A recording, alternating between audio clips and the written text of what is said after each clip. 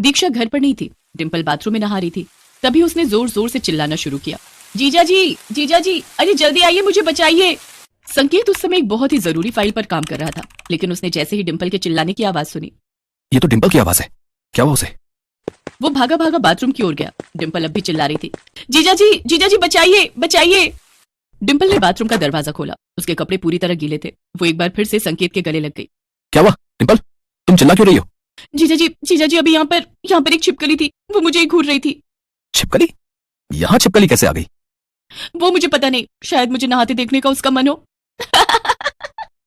ये कहकर वो एक बार फिर से हंस पड़ी। इस बार संकेत को उसकी इस हरकत पर बहुत गुस्सा आया। डिंपल देखो, ये सब मुझे अच्छा नहीं लगता, प्लीज ये सब मत किया करो। अगर दीक्षा को पता लग गया तो वो मेरे बारे में क्या सोचेगी? दीक्षा को बोलेगा कौन? जीजा जी। डिंपल ने यह कहकर एक बार फिर अपनी एक आंख मारी। संकेत वहां से चला गया, लेकिन डिंपल की इन सब हरकतों के कारण संकेत अब बहुत डरा और टेंशन में रहने लगा। एक दिन जब दीक्षा ने उससे इसका कारण पूछा तो, दीक्षा, डिंपल का बिहेवियर मुझे सही नहीं लगता है।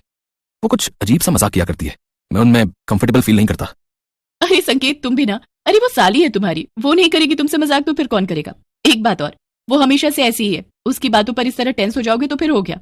बात आई गई हो गई। संकेत भी दीक्षा की बातों को सुनकर चुप्पी लगा गया, लेकिन उस रात की घटना ने संकेत की चुप्पी तोड़ दी।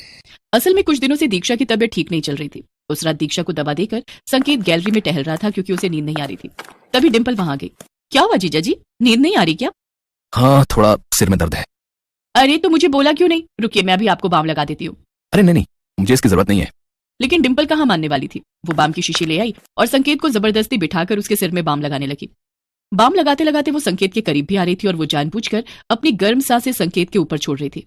संकेत को अनकंफर्टेबल लग रहा था, लेकिन वो वही हरकत किए जा रही थी, तो संकेत का गुस्सा फूट पड़ा। Enough is enough Dimple, please ये मत करो। मैं तुम्हें कितनी बार कह चुका हूं, ये सब मुझे पसंद नहीं। देखो, किसी भी रिश्ते की एक सीमा होती है, उसे मत लांघो। माना कि जीजा और साली के बीच मजाक का रिश्ता होता है, लेकिन मजाक का ये मतलब नहीं कि फीलिंग्स का ही मजाक बन जाए। मेरी वाइफ बीमार है, पिछले कई दिनों से मैं ठीक से सो नहीं पाया हूं। हर वक्त सोचता रहता हूं कि दीक्षा जल्दी से ठीक हो जाए, और तुम हो कि... संकेत ने इतनी जोर से ये सब कहा कि दीक्षा बाहर आ गई। अरे दीक्षा, तुम क्यों बाहर आ गई? आई एम सॉरी संकेत, तुमने मुझे पहले भी बोला था, लेकिन मैंने ही सीरियसली नहीं लिया। डिंपल, संकेत सही कह रहे हैं, मजाक के रिश्ते की आड़ में कुछ भी करने की छूट नहीं दी जा सकती। आई एम सॉरी डिंपल, लेकिन तुम हमें अकेला छोड़ दो और खुशी से रहने दो। हालांकि डिंपल को भी अब अपनी गलती का एहसास हो गया था। उसने उन लोगों से माफी मांगी और अगले ही दिन